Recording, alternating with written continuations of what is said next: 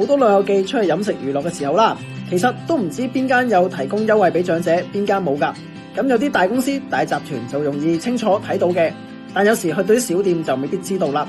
所以今次就介紹大家用呢個長者卡優惠資訊程式啦。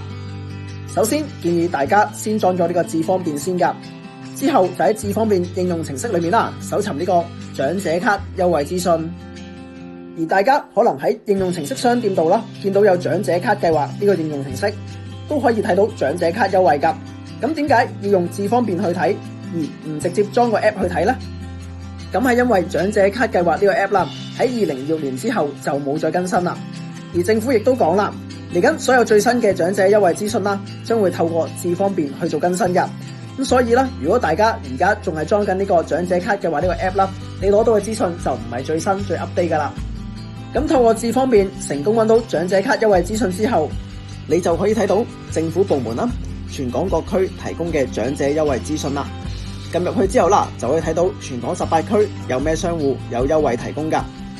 而至於想睇一啲大型嘅連鎖店啦，就可以撳呢個全港跨區商戶，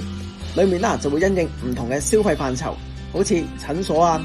超級市場、購物、飲食、娛樂去劃分每個商戶提供嘅優惠㗎。而撳入去啦，大家就可以睇到每間提供優惠嘅商店，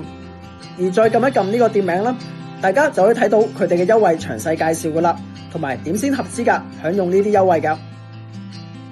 另外，大家如果唔知呢間店有冇提供優惠呢，就可以撳搜尋